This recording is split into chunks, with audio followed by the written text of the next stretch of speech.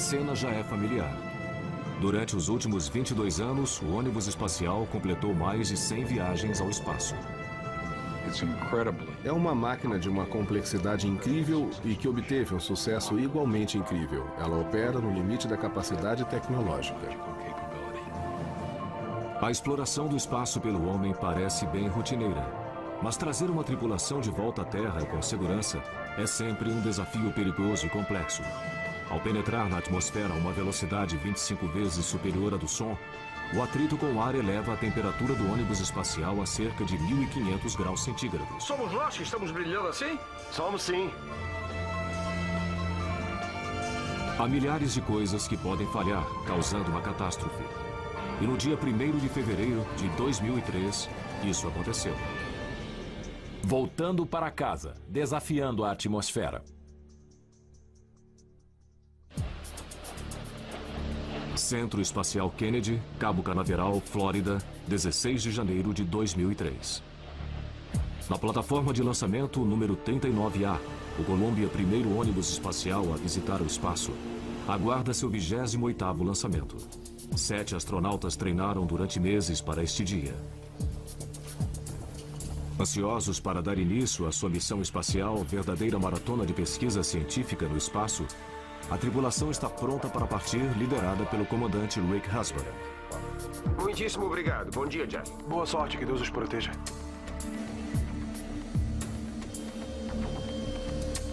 Sequência automática de partida autorizada. Os computadores de bordo do Columbia passam a ter controle primário sobre todas as funções críticas do veículo. 10, 9, 8, 7. Autorizada a partida do motor principal. 5, 4, 3, 2, 1. Ignição positiva dos foguetes auxiliares. E o Columbia decola. Às 10h39 da manhã, o Columbia e sua tripulação rasgam o céu azul claro do amanhecer. O Columbia está virando para atingir o azimuth correto de 39 graus de inclinação em órbita. Em apenas 8 minutos e meio, o Columbia queima quase 2 milhões de quilos de combustível e atinge a sua órbita a cerca de 300 quilômetros acima da superfície da Terra.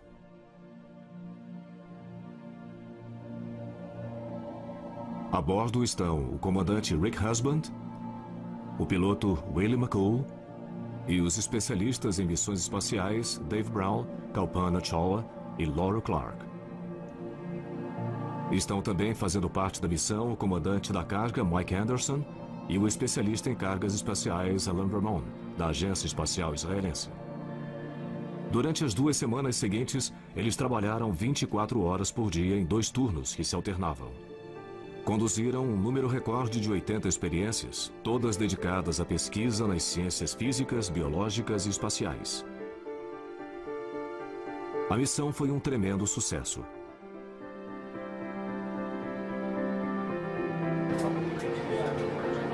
No dia 1º de fevereiro pela manhã, chega a hora de trazer o Columbia e sua tripulação de volta para casa. Quando o ônibus estava sobrevoando o Oceano Índico, a equipe de controle da missão, que fica em Houston, autoriza a reentrada. O Columbia inicia sua queda livre, controlada, para retornar à Terra, lançando-se em direção ao planeta a quase 30 mil quilômetros por hora. Quando atinge a atmosfera densa da Terra, o ônibus é cercado por um envoltório de gás que se queima a uma temperatura equivalente a 1/3 da existente na superfície do Sol. Nada sugeria que, dentro de poucos minutos, essa poderosa força da natureza daria término às vidas das 7 pessoas que estavam a bordo. É fantástico. Está ficando muito brilhante lá fora. Você não ia querer estar lá agora. O Columbia chega até a linha da costa da Califórnia. Tudo parece normal. Olha ele lá! There's 7 people in that thing. O pouso no Centro Espacial Kennedy, na Flórida, ocorreria em menos de 25 minutos. Como foi a coisa? Câmbio? E foi aí que algo deu errado. As testemunhas viram o que pareciam destroços caírem do ônibus. O controle da missão desconhecia qualquer problema, Mas alguns minutos depois, eles começam a estranhar certas leituras de temperatura vindas de sensores colocados no trem de pouso esquerdo da nave. Eles entraram em contato com o comandante Rick Husband. Columbia, aqui é Houston. Estamos vendo suas mensagens de pressão dos pneus, mas não copiamos sua última. Positivo.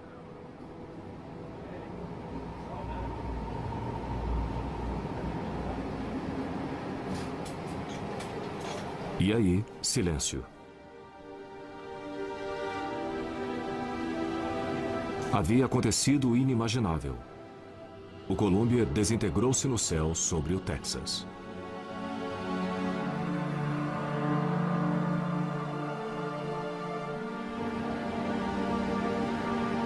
Não houve sobreviventes.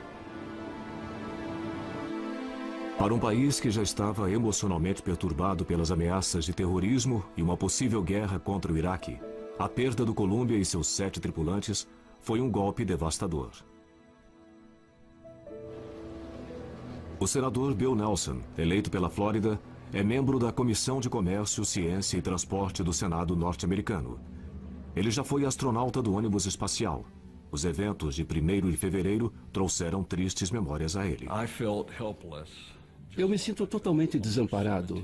Me lembra de como eu me sentia há quase que exatamente 17 anos, quando vimos as imagens da explosão do Challenger, que ocorreu apenas 10 dias depois de eu ter retornado à Terra. Eu vi aquilo tudo cair sem qualquer possibilidade de recurso no Oceano Atlântico. Desta vez, 17 anos depois, estamos vendo os pedaços do Columbia caírem inapelavelmente na Terra.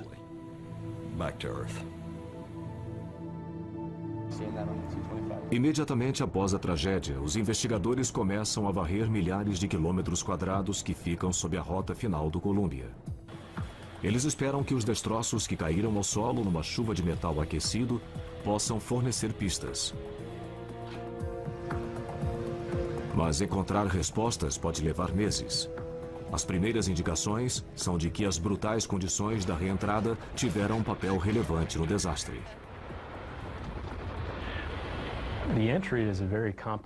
A entrada é um problema muito complexo, porque ela envolve a retirada de um veículo que está em órbita a mais de 7.800 metros por segundo e basicamente fazê-lo parar no solo.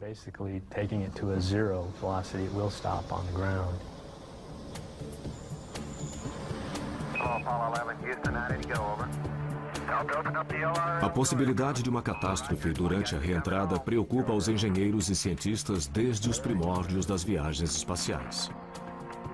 No início dos anos 70, quando os últimos astronautas das missões Apollo caíam em segurança através da atmosfera, cercados por chamas, parecia que as dificuldades haviam sido superadas. O homem havia conquistado a Lua e os engenheiros da NASA começaram a perguntar: o que vamos fazer agora? A resposta a essa pergunta foi a construção de um veículo espacial reutilizável, que pudesse atender a uma larga gama de usuários, dos operadores comerciais de satélites aos cientistas, passando pelos militares, e que pudesse ainda aguentar repetidamente as condições cruéis da reentrada. Queríamos construir um veículo muito eficaz que pudesse levar uma boa carga ao espaço e fazer isso muitas vezes criando uma rotina. Era isso que tínhamos em mente quando projetamos o ônibus espacial. Em 1981, depois de quase uma década de discussões políticas e superadas as dificuldades de projeto, a NASA terminou de montar o primeiro ônibus espacial. O ônibus espacial tem um porte semelhante ao de um jato comercial DC-9 e comporta tripulações de até 10 astronautas e cientistas em viagens de ida e volta ao espaço. Seu compartimento de carga é capaz de transportar cerca de 30 toneladas e tem espaço suficiente para carregar satélites para a condução de experiências científicas e serve ainda como plataforma para a construção da Estação Espacial Internacional.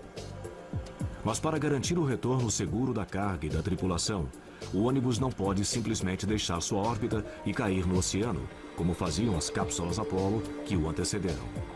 Uma vez dentro da atmosfera, ele deve planar por milhares de quilômetros e pousar numa pista normal.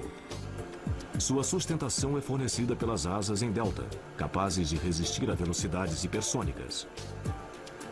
Na primavera de 1981, o protótipo passou com louvor pelo teste final.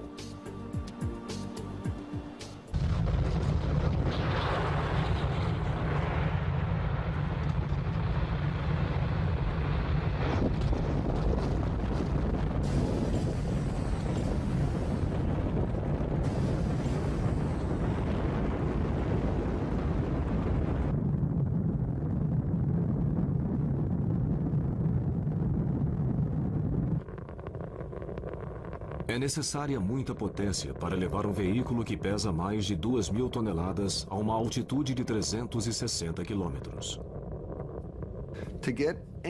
Para colocar qualquer coisa em órbita, você tem de fazer duas coisas: chegar a centenas de quilômetros acima da superfície da Terra e depois atingir uma velocidade suficiente para permanecer em órbita, ao invés de cair de volta na Terra.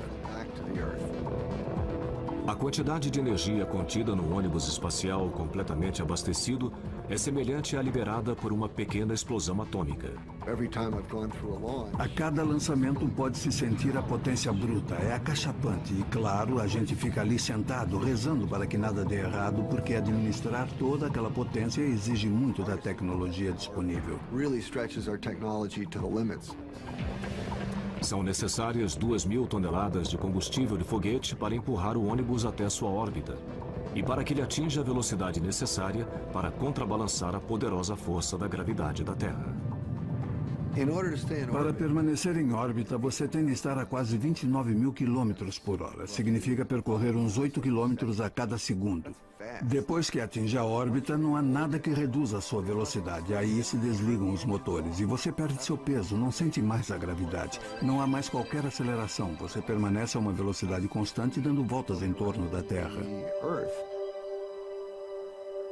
Mas para voltar para casa, o ônibus tem de reduzir quase toda essa velocidade. E tem de fazer isso sem usar potência própria.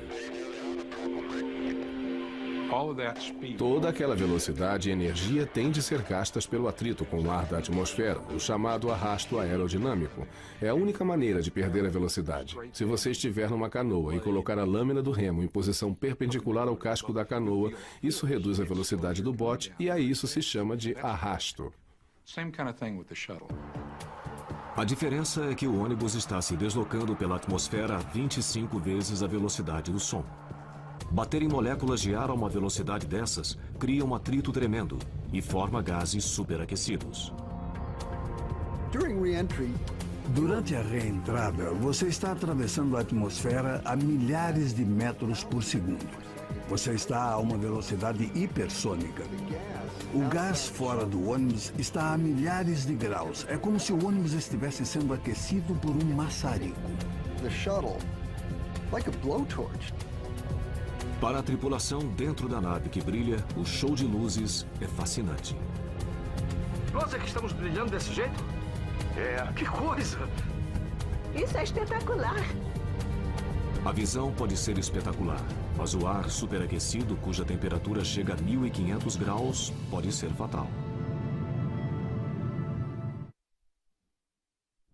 No dia 1º de fevereiro de 2003, os 7 astronautas que estavam a bordo do ônibus espacial Columbia perderam suas vidas quando retornavam à Terra. Essa foi a primeira tragédia enfrentada pela NASA durante um procedimento de reentrada. Conduzir um veículo sem motor, que se desloca a 8 km por segundo, para fora de órbita e levá-lo até uma pista de pouso pré-determinada do outro lado do mundo, não tem nada de rotineiro. As antigas cápsulas Mercury, Gemini e Apollo eram equipadas com paraquedas. Podiam aterrissar em qualquer ponto do oceano e por isso o alvo delas era enorme. Já com o ônibus, ou você pousa numa pista e tem que ser uma pista bem longa, por isso você só pode pousar num número limitado de pistas em todo o mundo ou vai se dar mal. Para voltar para casa, o ônibus utiliza a força da gravidade para conduzi-lo até a atmosfera. Mas para deixar a sua órbita e começar sua descida em direção à Terra, o ônibus ainda precisa perder velocidade, mas não muita. Para alterarmos nossa órbita o suficiente para que a parte mais baixa da órbita intercepte a atmosfera, temos que reduzir a velocidade por apenas umas poucas centenas de metros por segundo. É só um pequeno percentual e é uma alteração bem pequena em termos de energia total, mas é o que muda tudo, porque uma vez que a órbita intercepte a atmosfera, você começa a esbarrar numa porção de moléculas de ar, que criam muito atrito e fazem você perder velocidade rapidinho.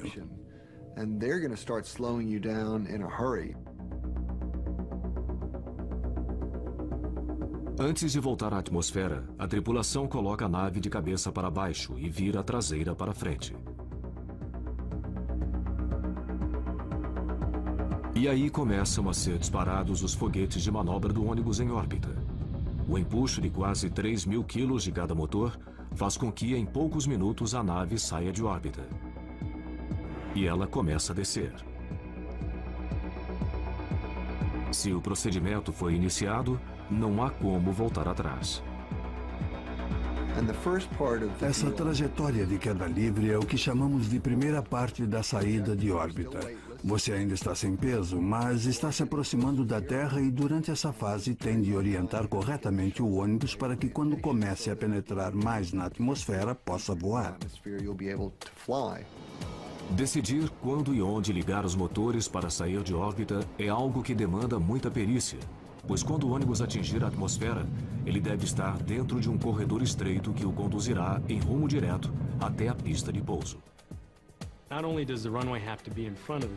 Além de a pista estar à frente do veículo, o procedimento todo deve ser iniciado no instante correto, porque você não pode estar muito longe nem muito perto da pista de pouso.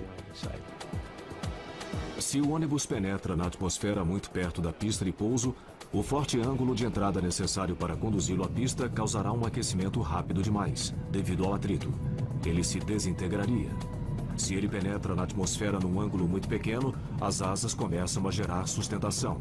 Nesse caso, o ônibus resvalaria de novo para fora da atmosfera, assim como uma pedra chata que se joga sobre a água de um lago. Para cair num rumo preciso, o piloto automático guia o ônibus usando 38 pequenos foguetes, que formam o chamado sistema de controle por reação. Eles ficam no nariz e na cauda da nave e disparam jatos curtos em qualquer direção que for necessária. Precisa-se de apenas 12 quilos de empuxo para manobrar o veículo. Parece pouco, mas não há atrito no espaço para impedir que o ônibus se desloque, por isso um foguete de 12 quilos é suficiente. Os engenheiros projetam cada reentrada para que o veículo atinja a atmosfera a menos de 8.000 quilômetros do local de pouso. Mas manter uma trajetória precisa enquanto se cai para a Terra é apenas parte do desafio da reentrada. O ônibus deve perder quase toda a sua velocidade. E deve fazer isso seguindo uma razão precisa.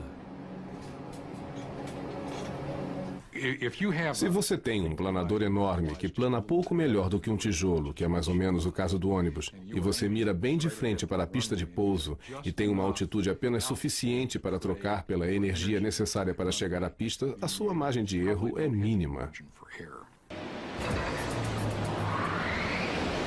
O ônibus sem motor precisa gerar sustentação suficiente sob suas asas para planar por cerca de 8.000 quilômetros até o local do pouso.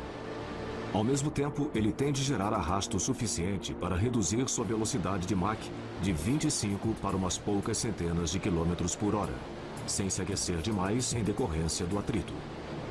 Usando dados obtidos em testes em túnel de vento, os engenheiros chegaram à conclusão que para manter esse equilíbrio delicado, o nariz do ônibus precisa estar para cima, num ângulo de 40 graus, quando ele penetra na atmosfera.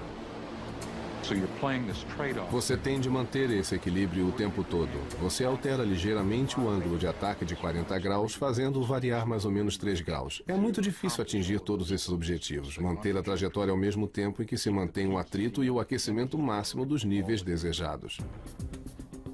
Com um ângulo de 40 graus na reentrada, o ônibus entra na atmosfera de barriga. Logo depois, ele é envolvido por um cobertor de fogo.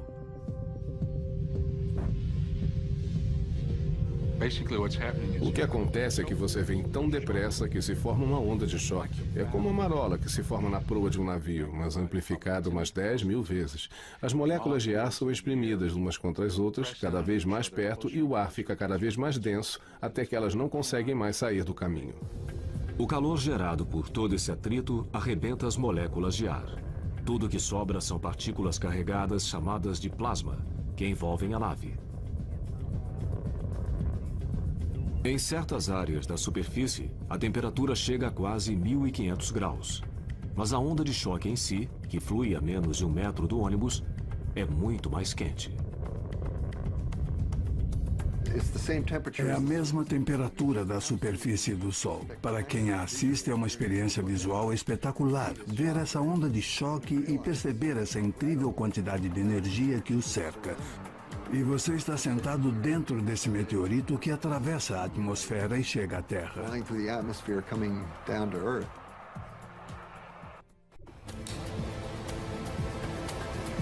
Para um veículo cuja estrutura básica é feita de liga de alumínio, parecida com as usadas em aviões, a exposição a esse nível de calor seria catastrófica. O alumínio começa a se derreter a algumas centenas de graus apenas. Acima de 540 graus ele se mantém derretido. Para proteger a nave e sua tripulação, os engenheiros tiveram de inventar uma maneira para isolar a estrutura desse calor mortal.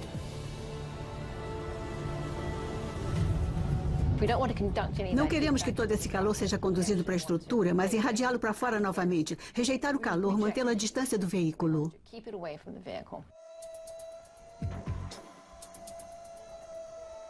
E isso requer um sistema de proteção térmica capaz de resistir a temperaturas de até 1.500 graus. No caso do ônibus espacial, esse material deve ser reutilizável, uma coisa que não havia ocorrido antes. Nos primeiros anos do programa espacial norte-americano, as cápsulas Mercury, Gemini e Apollo eram cobertas por um produto à base de carbono e plástico chamado de ablativo. Sob calor intenso, esse material ablativo queima e forma gases. Nesse processo de evaporação, os gases se espalham pela atmosfera, afastando-se da cápsula, carregando consigo o calor da reentrada. Embora seja eficaz, o material ablativo só pode ser usado uma única vez, e é também muito pesado. É claro que você vai querer colocar o máximo de carga útil em órbita da Terra, e cada quilo que você acaba colocando no escudo térmico significa 1 quilo a menos na carga útil levada ao espaço. Por isso, quanto mais leve, melhor para todos. A solução no caso do ônibus espacial norte-americano são telhas de cerâmica, placas feitas de fibras de silício extraídas de uma areia que só é encontrada no Brasil. As fibras de silício são misturadas com água e outros materiais e tomam a forma de blocos. Depois que o excesso de água é retirado, faz-se a liga da mistura por um processo que utiliza calor. O resultado é um material poroso, cerâmico, composto pelas fibras de silício, que são leves e resistentes ao calor e cheio de bolhas de ar. Do grande bloco são cortadas placas e cada uma é usinada até chegar a um tamanho e formato próprio, que depende do local da nave que ela vai proteger. Cada peça é então cozida em forno a 1260 graus. As placas dissipam o calor com tanta eficácia que se pode pegá-las com as mãos, segundos após saírem do forno. As placas destinadas a protegerem a barriga do ônibus espacial do calor da reentrada são ainda revestidas na face e nos lados, com um líquido preto que se vitrifica. O preto irradia o calor com eficácia e o revestimento em si evita que as partículas de plasma adiram à superfície da placa. Mas as placas se danificam com facilidade. No total, são necessárias mais de 20.000 placas para proteger toda a nave. Cada placa é colada à mão sobre a superfície do ônibus espacial com uma cola à base de borracha. Essas placas pretas são capazes de proteger a nave em temperaturas que chegam a atingir 1260 graus. Mas algumas áreas ficam ainda mais quentes. O ônibus espacial se move para frente, por isso suas seções dianteiras são as primeiras a encontrar o ar e se aquecem mais do que qualquer outra parte da nave. E essas seções são a ponta do nariz e o bordo de ataque das asas. A temperatura nessas áreas chega a quase 1650 graus centígrados. Placas de cerâmica expostas a uma temperatura dessas simplesmente se desintegram. Por isso, os engenheiros desenvolveram um material composto que não é poroso chamado de carbono-carbono reforçado, ou RCC. Essas peças fáceis de identificar por sua cor cinza são maiores e mais fortes e podem resistir a temperaturas muito mais altas do que as placas pretas. O ponto negativo é que elas são muito mais pesadas e não faria sentido cobrir a nave toda, pois ela não sairia do chão. Por isso, seu uso é restrito às partes que ficam mais quentes durante a reentrada. Painéis curvos de RCC são encaixados em locais como o bordo de ataque das asas.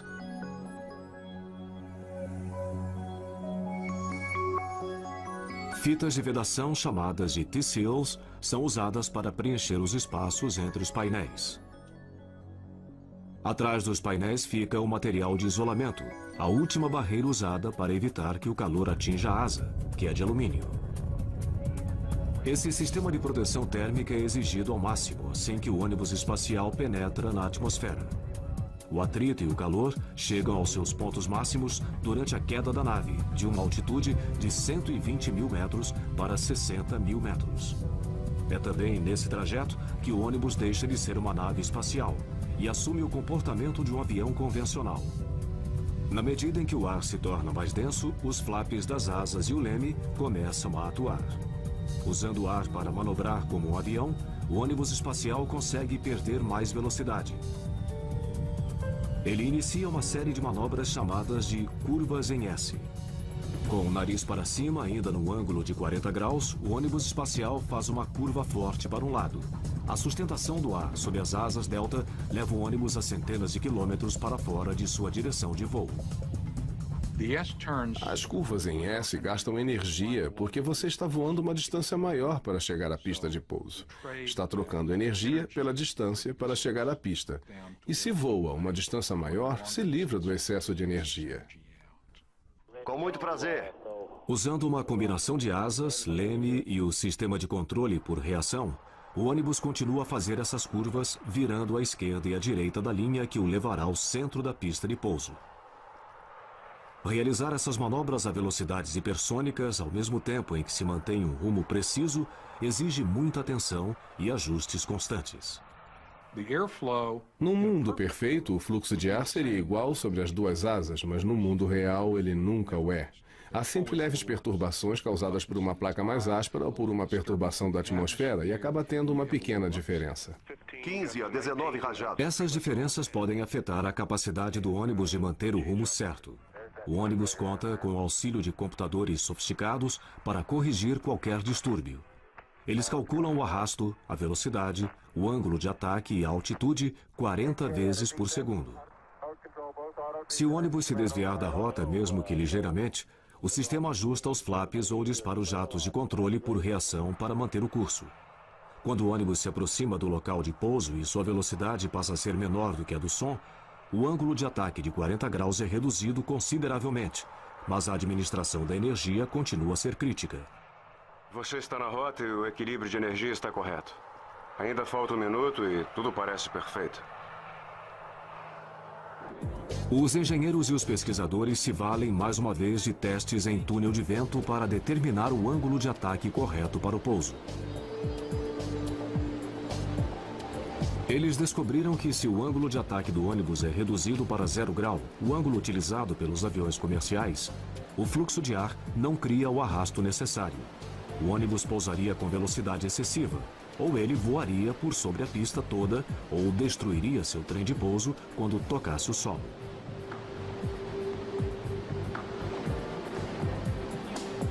Mas se o nariz do ônibus está apontado para cima, num ângulo de 14 graus, quando ele reduz sua velocidade hipersônica, o equilíbrio entre a sustentação e o arrasto o levará com segurança até a pista.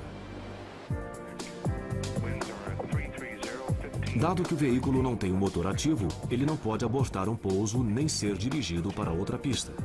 Ele só tem uma chance para acertar. A 90 km da pista, um dos pilotos assume o comando, que estava com o computador.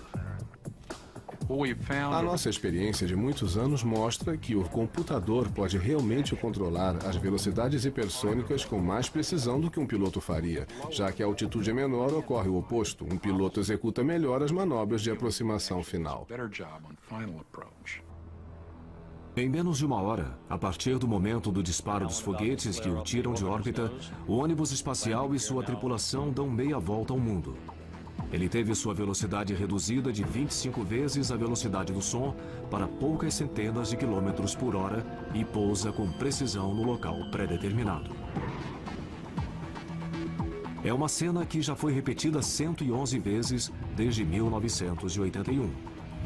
Mas quando o ônibus espacial Columbia fazia essa viagem costumeira, no dia 1º de fevereiro de 2003, alguma coisa terrível ocorreu em algum ponto de sua rota.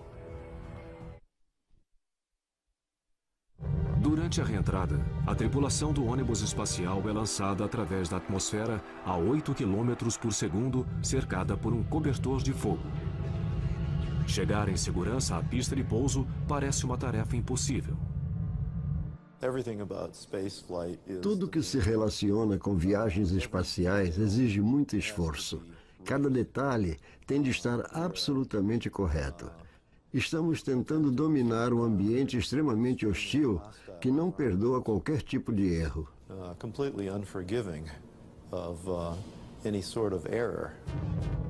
Mas nunca se havia perdido um ônibus espacial durante a reentrada, até a manhã do dia 1º de fevereiro de 2003. O Columbia e os 7 astronautas que estavam a bordo mergulhavam para o local de pouso no Centro Espacial Kennedy, no estado da Flórida. Mas por volta das 9 horas da manhã, horário da costa leste dos Estados Unidos, ocorreu um desastre. O Columbia, que foi o primeiro ônibus espacial da NASA a voar no espaço, despedaçou-se no céu do Texas, viajando a mais de 20 mil quilômetros por hora. Milhares de pesquisadores varreram a região sudoeste dos Estados Unidos à procura de destroços. Enquanto isso, os empregados da NASA reconstruíam meticulosamente cada momento da missão da Columbia. Uma pista encontrada durante a análise do lançamento do ônibus espacial, ocorrido 2 semanas antes, no dia 16 de janeiro. As imagens de vídeo mostram que 82 segundos depois da decolagem, uma peça de espuma, com um comprimento de 61 centímetros e uma largura de 38 centímetros, caiu do tanque de combustível externo. Essa peça bateu na parte inferior esquerda do Columbia. Ela parece ter atingido os painéis de RCC do bordo de ataque da asa, os painéis que protegem a estrutura de alumínio da nave do intenso calor da reentrada. Os engenheiros tomaram conhecimento de que essa peça havia atingido o ônibus espacial no dia seguinte ao do lançamento, mas era comum a queda de peças de espuma do tanque externo de combustível durante o lançamento.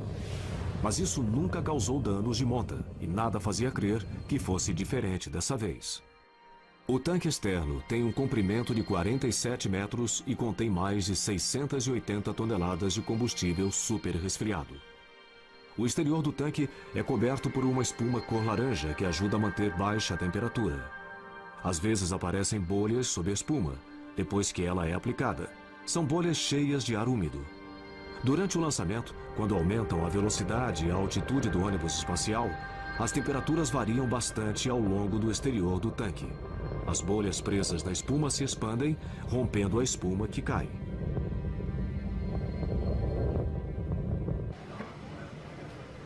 Os investigadores talvez nunca consigam descobrir até que ponto o pedaço de espuma contribuiu para a perda do Columbia. Mas uma coisa é certa: o sistema de proteção térmica da asa esquerda do ônibus espacial foi danificado de maneira crítica antes da reentrada. As imagens de radar tomadas por satélites no dia seguinte ao do lançamento dão apoio a essa teoria. Depois de uma manobra rotineira executada pelo Columbia, os satélites detectam uma ocorrência pouco usual. Um objeto mais ou menos do tamanho de um caderno flutuando e se afastando da nave. Os investigadores acham que esse objeto pode ter sido um pedaço da asa esquerda do Columbia, uma peça danificada na véspera pelo pedaço de espuma que se soltou. Naquele momento, ninguém deu maior importância às possíveis consequências do que se via nas imagens de radar. Se tivesse sido de fato um pedaço do ônibus, o Columbia retornaria à atmosfera com um buraco na sua asa esquerda, sem que sua tripulação se desse conta disso.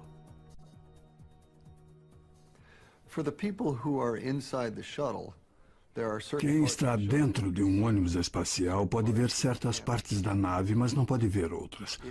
Se você tem um braço manipulador a bordo, equipado com uma câmera de vídeo, pode ver partes do ônibus que não são visíveis de dentro da cabine. Como nessa missão não estavam previstos passeios no espaço, O braço manipulador que poderia ser usado para a inspeção de danos não estava a bordo do Columbia. No sábado, dia 1º de fevereiro, o controle da missão se prepara para trazer a tripulação de volta. Às 8h15 da manhã, começam a serem disparados os foguetes do sistema de controle por reação. 2 minutos e 38 segundos depois, o ônibus espacial inicia sua queda livre, controlada em direção à Terra. Com o veículo viajando a cerca de 29 km por hora, o computador de bordo dirige o veículo para o corredor estreito que o levaria à pista de pouso. O nariz da nave ainda está levantado, no ângulo de 40 graus. Ao sobrevoar o Havaí, a 120 mil metros de altitude, o ônibus espacial penetra na atmosfera e começa a se aquecer. Dentro do Columbia, a reentrada parece estar ocorrendo como prevista. Os 4 tripulantes que estão sentados na cabine de pilotagem ficam maravilhados com o show de luzes. É fantástico, está ficando muito brilhante lá fora. É. Mas o problema já começa a ocorrer lá fora. Às 8 horas 48 minutos e 39 segundos, a leitura de sensores colocados atrás de um dos painéis de RCC da asa esquerda indica um aquecimento anormal. Mas essa leitura só é registrada no gravador de dados do computador de bordo do Columbia. Ninguém sabia desse aumento de temperatura até que o gravador foi recuperado num morro no Texas, muitas semanas depois. O aumento de temperatura é consistente com a entrada de plasma por uma abertura na asa esquerda do ônibus espacial. Ao se aproximar da linha da costa da Califórnia, o Columbia inicia uma série programada de curvas em S para perder mais velocidade. A nave está agora no ponto máximo de aquecimento e a brecha na sua asa deve estar se expandindo. No controle da missão, os computadores detectam um acréscimo mínimo de temperatura na linha de óleo de freio do trem de pouso principal esquerdo. Mas a variação é muito pequena para sugerir que ocorreria um desastre. Quando o ônibus espacial sobrevoa os céus da região oeste dos Estados Unidos, algumas testemunhas presenciam uma visão horrível. Há destroços em chamas se soltando da nave. Olha aqueles pedaços caindo dele. Que diabo é aquilo? Eu não sei. Os 7 astronautas a bordo provavelmente não estavam sabendo que o ônibus espacial estava se desintegrando. Com o plasma continuando a penetrar, é provável que a estrutura de alumínio da asa tenha começado a empenar.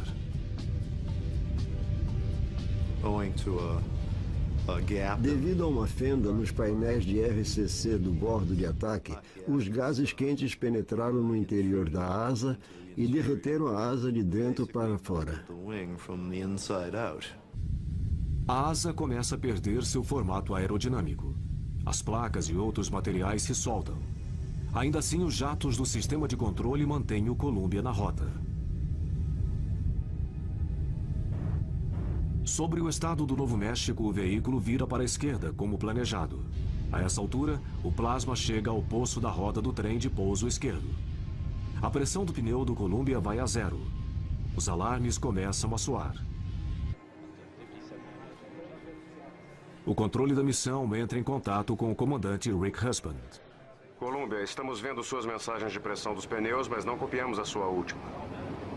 Positivo. Cessa toda a comunicação. De acordo com os dados recuperados, menos de 1 minuto depois, os jatos do sistema de controle por reação perdem a batalha e já não conseguem manter o Columbia e sua tripulação na rota. Se há deformação estrutural permanente por calor, ela torna totalmente impossível controlar o veículo. E é muito provável que ocorra um movimento de rolagem ou de cambalhotas, destruindo o veículo. Foi o pior que poderia ocorrer. Uma fenda no sistema de proteção térmica do ônibus espacial resultou numa catástrofe.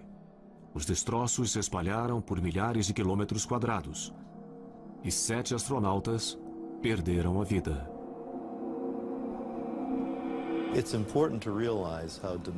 É importante compreender os altos riscos dos voos espaciais e como tudo tem de estar absolutamente correto. Infelizmente, nós estávamos acostumados a presenciar uma série de milagres durante os quais, de muitas milhares de coisas que podiam dar errado, nada dava errado. Até que se chegou a um dia de má sorte. Os dados computados nos meses seguintes indicam que o dano causado à asa esquerda foi a causa do desastre. Um dano que ninguém identificou na época. Mas as perguntas persistem. Se os controladores de voo soubessem antes da reentrada que o Columbia havia sofrido um dano perigoso no seu sistema de proteção térmica, será que eles teriam encontrado uma maneira de salvar a tripulação? Quando o Columbia foi lançado ao espaço no dia 16 de janeiro de 2003, viu-se um pedaço de espuma caindo do tanque externo. Ele parece bater na parte inferior esquerda da nave, perto dos painéis de RCC do bordo de ataque da asa. Os analistas concluem que esse dano é mínimo, mas o Columbia é o ônibus espacial mais velho da NASA. Os painéis podem ser fracos ou ter tido sua resistência estrutural afetada pelo tempo. Talvez por isso o dano pode ter sido muito mais extenso.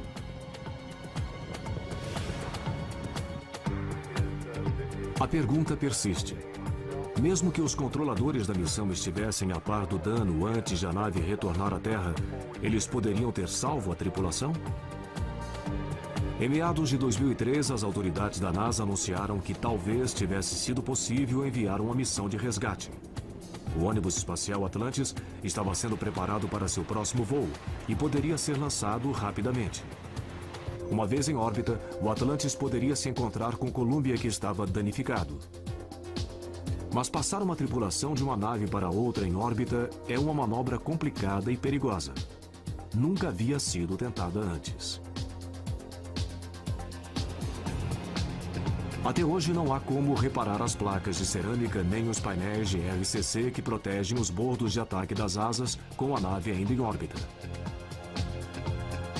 Mas será que o Columbia poderia ter ancorado na Estação Espacial Internacional e esperar uma solução para o problema? Embora 95% das missões tenha a ver com a Estação Espacial, a última missão do Columbia não o levaria até ela.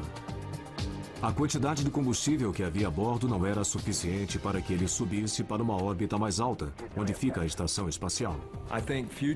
Eu creio que os voos futuros deverão contar com alguma capacidade para reparo na estação espacial. Terão de adotar procedimentos para prever uma missão de resgate ou ter combustível a bordo em quantidade suficiente para mudar de órbita e se encontrar com a estação espacial. A comissão que investiga o acidente com o Columbia apresentou um relatório preliminar com recomendações. Em primeiro lugar, deverão ser feitas imagens do ônibus em órbita. Essas imagens detalhadas, obtidas por satélites ou do solo, devem revelar, espera-se, qualquer dano crítico antes que seja tarde demais. A comissão recomendou também que a NASA implemente um plano integrado para a inspeção do sistema de proteção térmica, antes e depois de cada missão. Os cientistas e os engenheiros continuam a desenvolver materiais novos e mais resistentes para a proteção dos ônibus e veículos futuros das duras condições encontradas nos voos espaciais. Por enquanto, as 3 naves remanescentes Atlantis, Endeavour e Discovery permanecerão no solo. Enquanto se revê o futuro do programa de ônibus espaciais, não se poderá desprezar as realizações dos últimos 22 anos. O ônibus espacial é o veículo mais extraordinário da era espacial. E eu digo isso sem medo, porque eles voaram mais e são os únicos veículos que podem ser reutilizados. Nós levamos mais pessoas ao espaço, executamos mais experimentos científicos e trouxemos de volta mais resultados científicos do que qualquer outra nave que tenha sido enviada ao espaço. Coisas como o telescópio espacial Hubble não existiriam sem um ônibus espacial. O fato de astronautas poderem repará-lo em órbita permite que o Hubble continue a ser uma peça-chave para os cientistas que desvendam os mistérios do universo. As imagens espetaculares que ele nos envia permitiram que se estudasse de forma inédita a formação de nosso sistema solar e as origens da vida na Terra. Apesar dos riscos inerentes ao envio de pessoas ao espaço, Os astronautas e os cientistas acreditam que os benefícios que resultarão da continuação da exploração do espaço são maiores do que os riscos a ela inerentes. Os humanos são curiosos. Nós gostamos de saber sempre o que se esconde por trás de cada morro. Isso vai fundo no nosso senso de humanidade. E se um dia perdermos a atração pelo desconhecido, eu acho que reduziríamos nossas possibilidades. E eu espero que isso não ocorra nunca. Enviar pessoas ao espaço nos permite fazer coisas que as máquinas não podem fazer. É importante ter uma pessoa lá para mexer nas coisas com suas mãos, para ver coisas com seus olhos, para raciocinar instantaneamente sobre o que ocorre com o seu cérebro. Não há computadores nem robôs que possam fazer isso. Mas o mais importante é que esses seres humanos podem retornar e nos explicar como é ser um explorador do espaço. É isso que realmente importa quanto a enviar pessoas ao espaço. O ônibus espacial já foi colocado em órbita 113 vezes. Infelizmente, 2 dessas missões terminaram em desastre. Mesmo depois do acidente com o Columbia e a trágica perda de sua tripulação de 7 pessoas, os dirigentes da NASA permanecem confiantes que o ônibus espacial voltará a voar em breve.